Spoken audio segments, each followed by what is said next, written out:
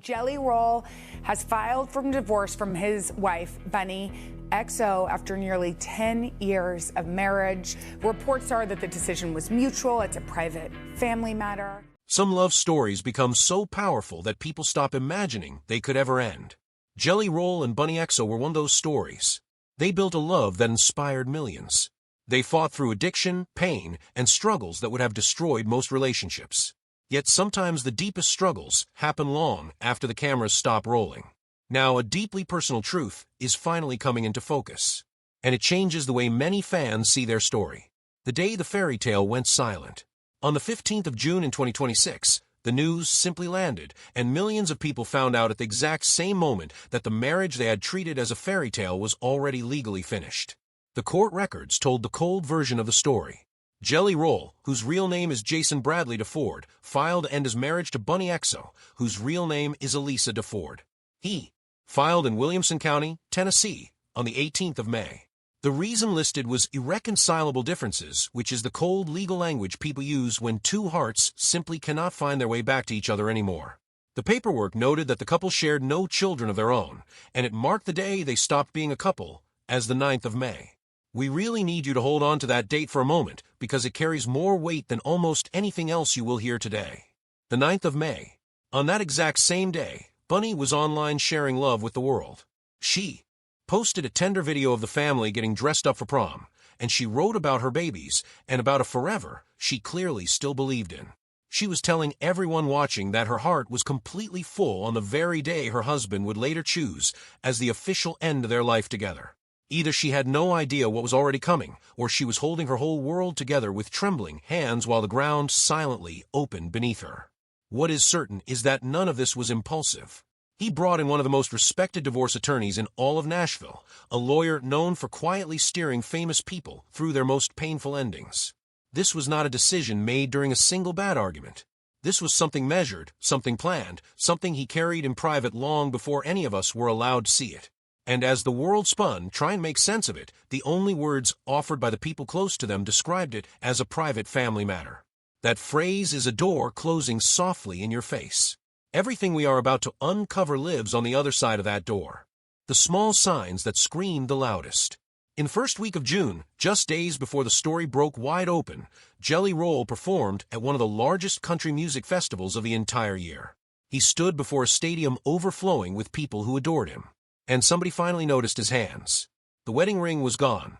For a man who had permanently tattooed his devotion to this woman across his own body, an empty ring finger glowing under those massive stage lights was not some small oversight.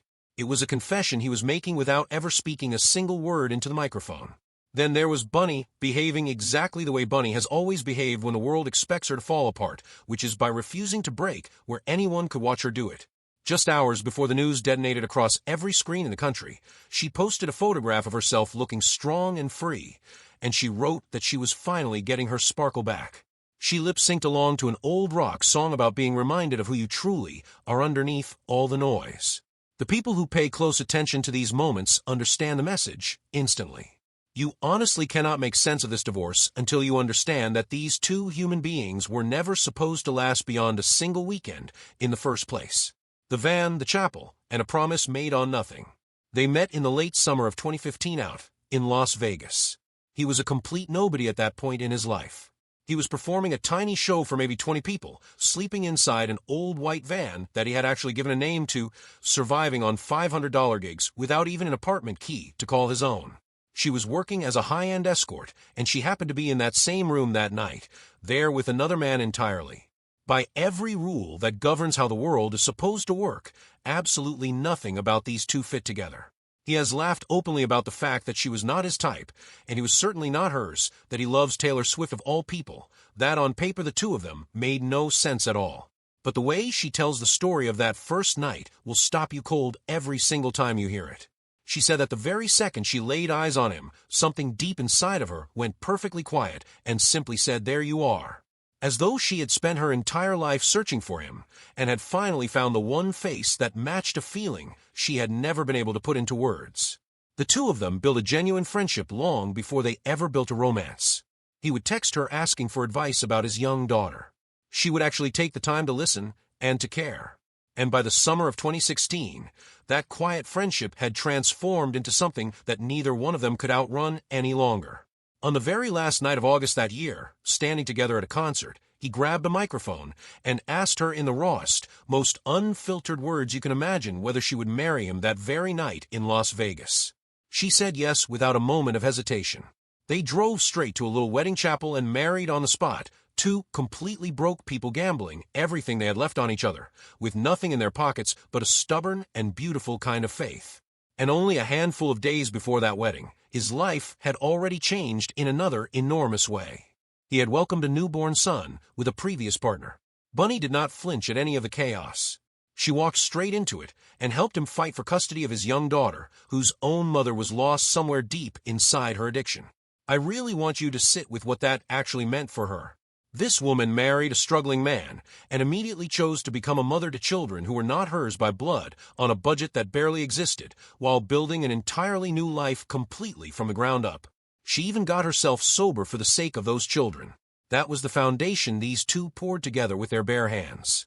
And that foundation is exactly why what came next nearly destroyed every single piece of it. The betrayal that should have ended everything. Only 2 years into the marriage, the entire fairy tale split right down the center. In 2018, Bunnie discovered that her husband had been unfaithful to her. This was not one reckless night that he instantly regretted and confessed.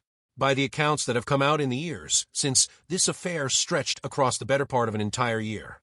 She has described the sheer gut punch of finally learning the truth, the horror of realizing that the one person she had trusted with all of her broken pieces had turned around and broken her all over again.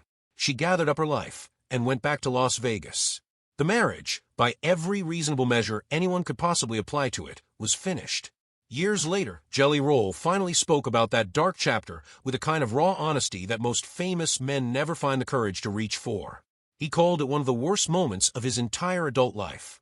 He admitted to the affair openly and without a single excuse, and he spoke about the long, ugly, exhausting work it took just to attempt to repair what he had so carelessly shattered. He has said that he was surrounded back then by people who were cheating on their own wives, surrounded by people who were lost in drugs, and that he slowly became a mirror of whatever he chose to stand beside. He did not soften it with pretty words. He did not try to shift the blame onto her. He simply owned the wreckage he had caused. And Bunnie, in her own time, and in her own voice, eventually reframed the entire devastating chapter. She wrote that their castle built in the sand had to crumble completely so that the two of them could finally rebuild on solid ground instead.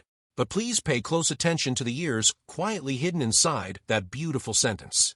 She has admitted that it took years for her to believe this man truly loved her again, years before she stopped feeling like something disposable that could simply be tossed aside.